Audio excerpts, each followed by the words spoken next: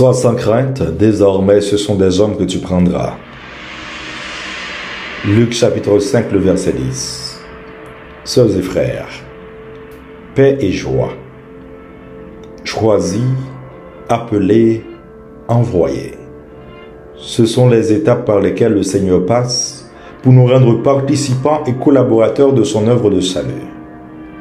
Dieu qui peut agir seul se plaît à intervenir dans le monde et à s'y révéler en faisant appel à des personnes fragiles en qui il met sa confiance. Il les choisit une à une, les invitant à se mettre à son service et les habilitant à accomplir ce qu'il leur demande. Duc in altum, avancez au large et jetez vos filets pour la pêche. Ces mots de Jésus nous sont familiers. Dans notre cheminement comme personne humaine, il n'est pas toujours facile d'avoir le courage de se relever et d'avancer quand nous avons subi des échecs, comme il a été le cas pour ces pêcheurs qui ont pêché toute la nuit sans rien prendre. En revanche, l'échec n'est pas chrétien, car Dieu vient à notre rencontre justement quand tout semble perdu, quand l'espoir s'éteint et l'espérance est vacillante. Et là, il fait naître en nous la confiance. Si nous acceptons de l'écouter, de lui faire un peu de place. Maître, nous avons peiné toute la nuit sans rien prendre, mais sur ta parole, je vais jeter les filets. Ces paroles de Pierre regorgent d'un élan de confiance et d'espérance. Les difficultés sont inhérentes à la mission. Nous peinons au quotidien sur le chemin de la vie parfaite, sur le chemin de la conversion et sur le chemin de la proclamation de la bonne nouvelle. Il devient difficile de gagner les âmes aujourd'hui, car nos sociétés sont habitées par des structures de péché, comme dirait Pablo Richard. Il faut continuer à essayer, il faut écouter la voix du Maître. C'est donc cette attitude qui a obtenu aux pêcheurs du lac la pêche miraculeuse. À la rencontre du Seigneur, devant ses œuvres, nous nous sentons tous faibles, tout petits, vulnérables, pécheurs. Pourtant, c'est lui qui nous appelle avec nos limites et il fera de ces dernières un atout pour sa mission. Éloigne-toi de moi, Seigneur, car je suis un homme pécheur. Alors qu'ils se sont confiés au Christ, ils ont écouté sa parole pour la pêche de poissons. À plus forte raison, Jésus qui connaît leur cœur ose risquer se confier à eux, en eux, et leur confie une plus grande tâche, une mission.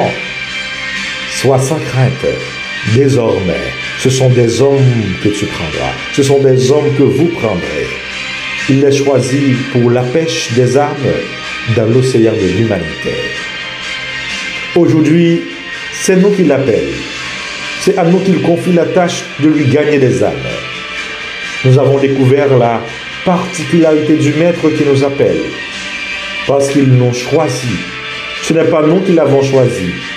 Et sa manière d'enseigner est révélateur d'un mystère plus grand que nous-mêmes et qui nous dit qui est le Dieu qui nous appelle, le Dieu un et trine, et qui nous sommes véritablement.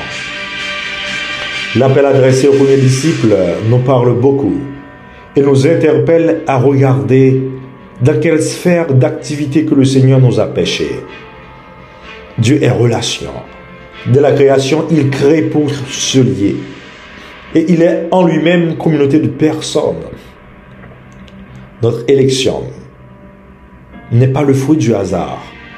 Si le Seigneur nous appelle et nous attire, c'est pour nous engager à quelque chose de plus grand que notre cœur, pour nous engager à sa vigne. La Sequela Christi est une aventure. La suite du Christ est une aventure. Il nous appelle. Viens, suis-moi. C'est la voix du Seigneur qui résonne au fond de nous. Mais il y a aussi la voix de Thomas. Seigneur, comment pouvons-nous te suivre? Nous ne savons pas le chemin. À lui de nous répondre, moi je suis le chemin, la vérité et la vie. La suite du Christ est une aventure.